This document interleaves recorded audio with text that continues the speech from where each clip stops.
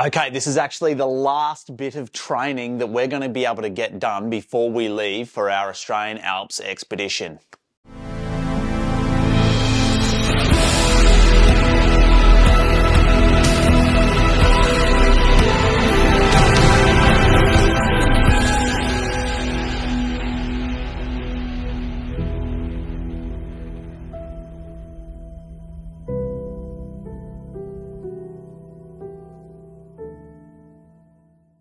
So my wifey Lara has been pestering us to do an overnight trek to try and better prepare us for in the snow. She's a little bit worried about us taking on this challenge and not really having much understanding on what it actually means to camp overnight and hike those sorts of distances. So we thought we'd do something a little bit more closer to home to try and put her mind at ease before we actually head down to the Alps and do the trek.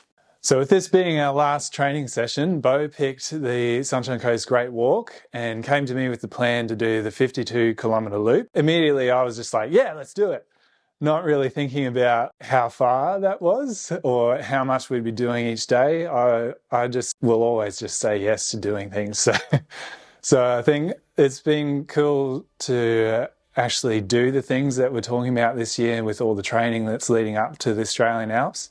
And I am feeling like we are really prepared, and this seemed like the perfect thing to do before to fully get us prepared for an overnight hike.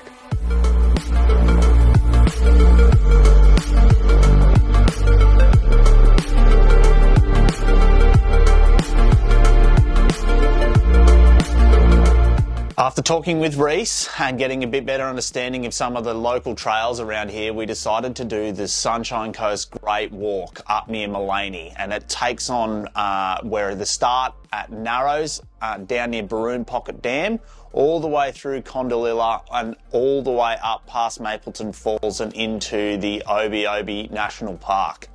So day one at Baroon Pocket Dam, I am absolutely pumped. I am so excited to get on this hike and camp overnight because it's been ages that either of us had camped, and I'm just giddy with excitement and caffeine. I'm ready to go.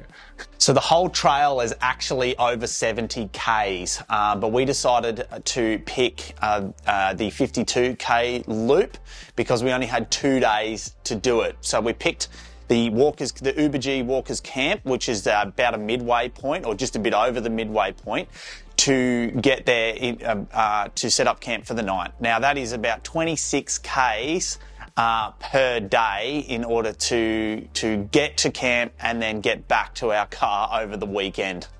We have arrived at the great, what is it? The Sunshine Coast Great Walk. It's right down near Baroon Pocket Dam. And yeah, we're about to embark on our expedition, our overnight expedition for today. I think we're hoping to try and cover between 25 and 30 Ks today to get up to our campsite, which is pretty ambitious, considering how much weight is on our backs. We had no idea how we've got a lot of some idea, but it's like we've got so much to do to try and cut down on weight and the amount of I feel like we're pretty Spartan, but bloody hell, we've got some work to do to cut down on our pack size. But wish us luck. We're about to get going. It's pretty nice and warm here today, so I'm in a t-shirt. So yeah. I think we're about to. It's good. Yeah, absolutely. As Reese and I are natural optimists, we were obviously super pumped at the beginning of the trek, stopping to take plenty of photos and plenty of video as we were going through it. It didn't take long, though, for us to start to feel the pain of carrying over 20 kilos of backpacks and weight through the bush. It was very difficult. So we started off all positive vibes and just like super excited. We were chatting and just talking about all our plans. Look at all the textures. It's making our experience. We're feeling so connected to nature. Then I'm going to say it was about 3 Ks in, we started to feel the weight of the packs a bit. We started to kind of get into the groove of trying to make these distances, and that's when we started to feel it a bit more. I'm already fucked. You see this? Experienced walkers only. We're experienced walkers, surely. By now. All right, we're about 3Ks in, and the elevation's starting to get pretty hectic. We're noticing every kilo on our backs. I'm rediscovering things on my backpack and how to retension stuff. But the elevation's definitely changing and we're feeling it. We've still got so far to go. Oh my God, how you feeling, Reese? Good. Oh yeah, we're feeling pretty good. We're good.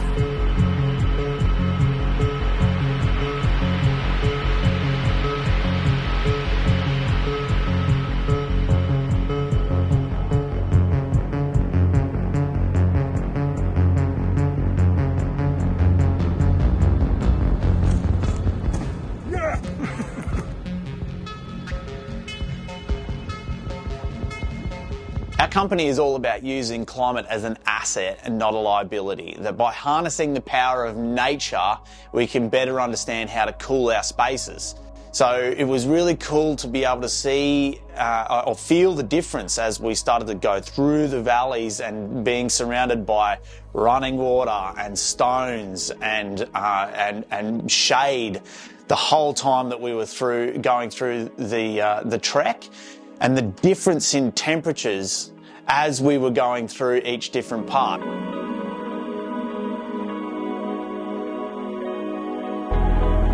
So we're 5Ks in. The elevation is way steeper. This is getting a lot harder now. We're feeling every keg on our backs, which has been hard, but good. I think, I mean, we're what are we, 5Ks from Condalilla? I think we'll park up there.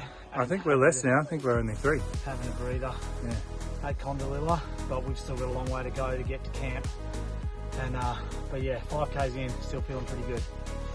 I was just looking at all the amazing nature things, just being like, oh, let's get a shot of that. Should we get a shot of this? Should I get the drone out already? And Bo kept going like, no, we should wait a bit. It's still really early. So I was like, okay. Just trying to get our phones out as we were walking to try and keep the pace going.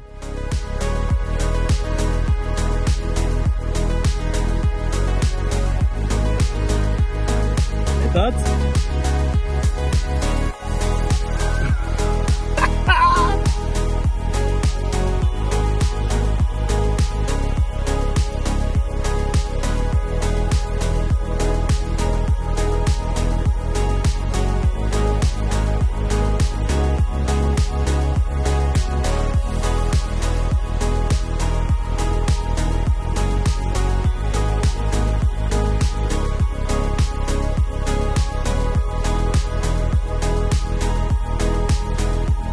We've hit just before halfway point at Condalilla Falls, and we have our lunch there just by the top falls. It was lunchtime. We were ready to eat. We didn't really feel hungry, but we knew we had to eat something to keep our energy up.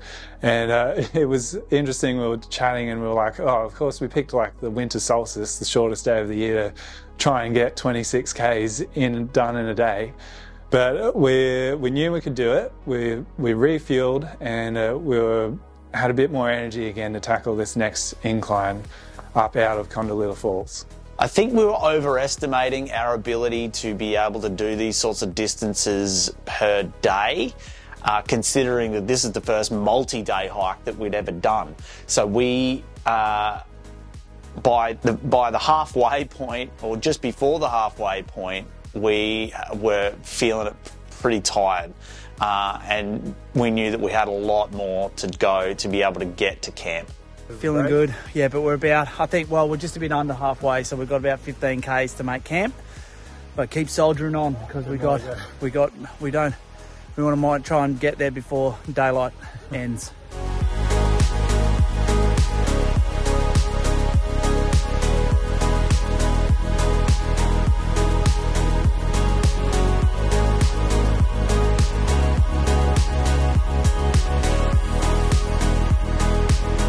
I tell you what, it feels a little bit weird to be in the burbs. Yeah.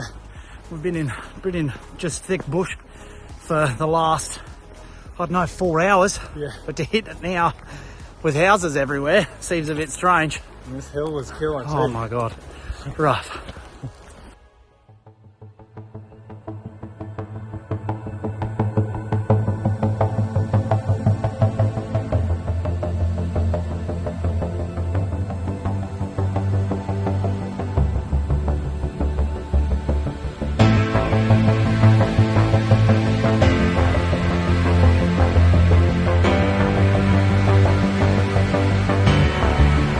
When we crossed that suspension bridge that was in the Mapleton Falls Valley and we started going up that second incline out of it, it was probably like a third of the way up that incline that the feelings started to hit in of like, oh man, can we even do this? This is so hard.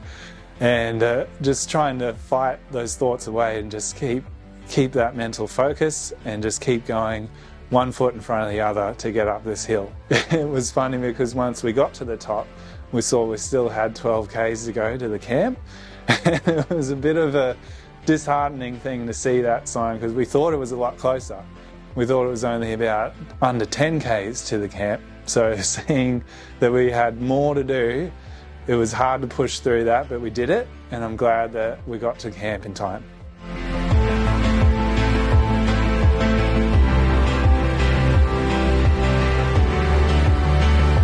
Oh my goodness. We're almost at Uber G Walkers Camp. This is absolutely the hardest I've worked in a very, very long time. And these packs are so heavy. But we're just about to get to the campground, start making camp, and get ready to hopefully have a good night's sleep. I don't think anything's going to stop us now. We did it at the campsite. Oh man, I can't believe it. My whole body is about to break. We gotta do this. We're gonna do this again tomorrow to get back to our car. It'll be easier then because we've already done it. Oh, will it, mate? Because we already done it. Look at the sunset. Oh. This stuff's a little bit hazy. This looks great. Ready to make some food. Oh my God.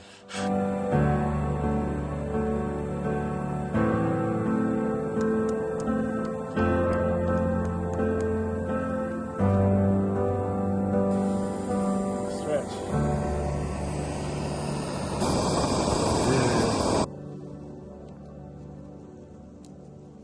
How's your meal, Reese? It's not bad. What do you got? Moroccan lamb. Ooh, tasty. How's yours, babe? Oh, it's pretty good. It actually reminds me of the like when you go to the RSL, and you get like lamb and potatoes, and it's the lamb special. It's pretty tasty. I got roast lamb and veggies. Right, kettle's on. We're getting the coffee on the boil. We've got these awesome single-use coffee bags from Singalo or Parachute. It's the first time I've actually used them. They're compostable, which is awesome. Little drip bag. That's the one thing that I said that I would not do is drink crappy coffee on the way. So it was awesome to really try these things and to see if they're really tasty. They're from Singalo, so I'm sure they are very, very good.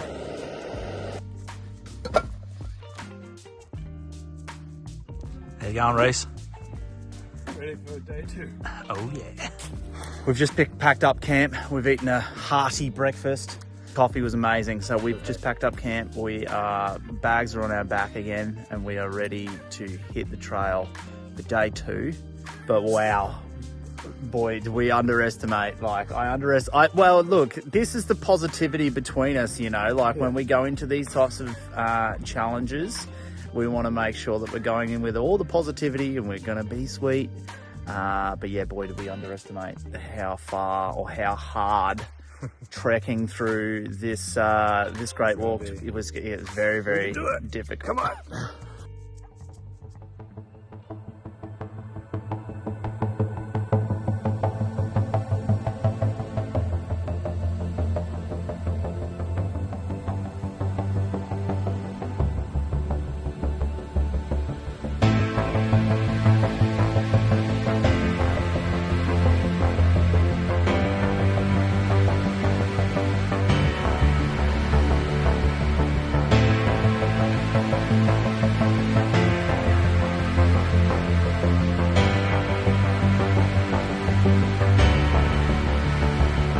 We're just about to hit one of the most grueling parts of this trek. We did it yesterday, and I don't think we were in the right frame of mind. There was a couple of points there where it was almost bailout.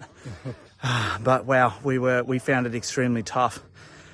As we tried to get back, it was like the final legs to try and get to our campsite. We're about to redo it again today, so wish us luck.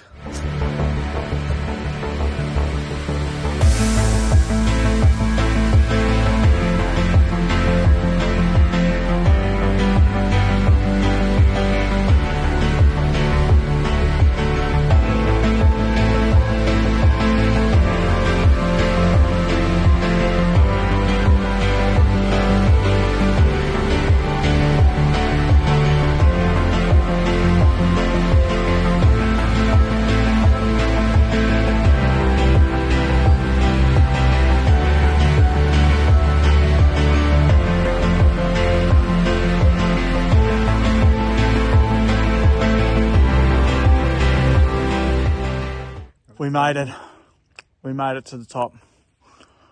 That it's like, honestly, That's killer.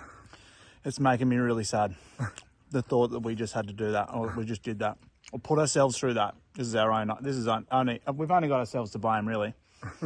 But we got to the top. We're almost to the main road again before we start heading back down to Condolilla Falls. Some trail mix. Oh, try and get some more energy up.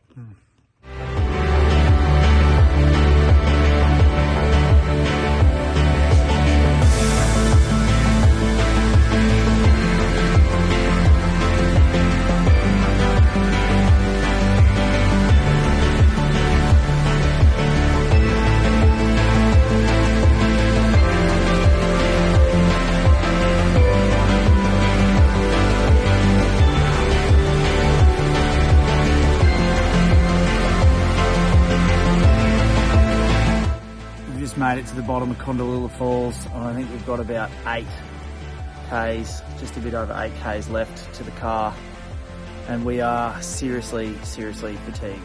We are getting to the point now where we feel like we can't even carry bags. So yeah, this is extremely difficult. I did, like, looking at all the reviews that have said, oh yeah, we did this in 2 days. I feel like I'm pretty fit, but we're proper breaking down now, and but we've got 8 Ks left. Soldier on.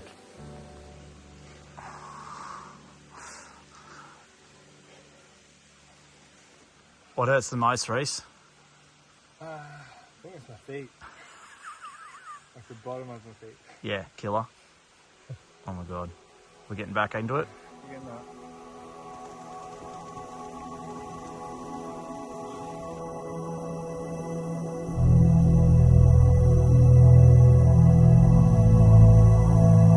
By the time we got back to Condolilla Falls, which is a little bit over halfway back, Reese and I weren't talking to each other much. We were, and it wasn't that we were angry with each other. I think we were just trying to really focus on putting one foot in front of the other. I even started to adopt a left, right, left call, and I started speaking to myself like this so that I could take my mind off how bad my feet and my legs were feeling.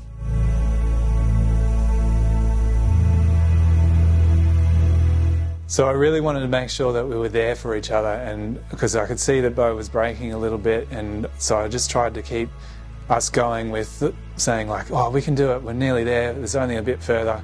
Even though I knew there was that really hard ascent at the end, I didn't mention that to Bo at the time because I needed to keep us going. And is in sight, Bo. Nearly there.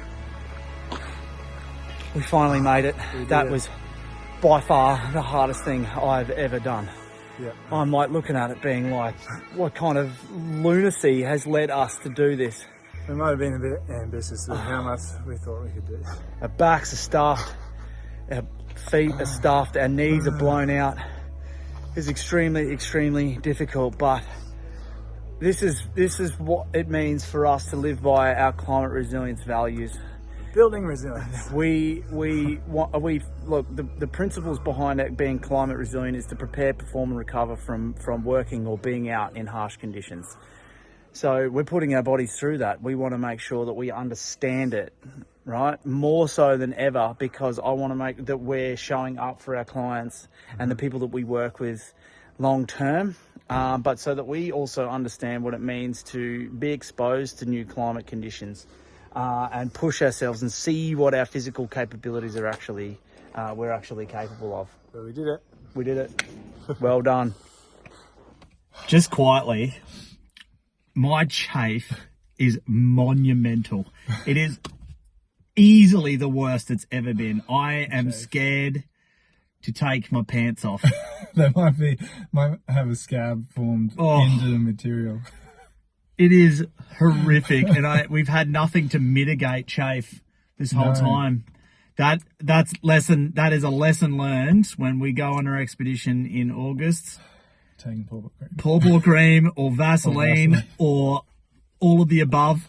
Yeah. Just like dip myself in Vaso. My God. Obviously, this terrain is going to be extremely different to what we'll be experiencing in the Kosciuszko National Park, especially the fact that we're not actually walking through snow. So I think this whole trek though, has given us a much better understanding of kind of what to expect, the types of kilometres that we'll be able to do each day, and to be able to get and do the trek in the snow. And I guess it's better prepared us, and I'm glad that Ilara actually pushed us to do a multi-day hike. Knowing that this is the last training and all the training that we've been doing before this, leading up to the Australian Alps trek, I feel like we're as prepared as we can be, and I'm so excited to go down to the snow. With all this training done, we are feeling pretty confident that we're going to be able to complete the trek in the Australian Alps, which is coming up next. Really excited. We're starting to come in really close to where we'll be flying down to Canberra and heading out to the Kosciuszko National Park to meet Leighton to start this trek.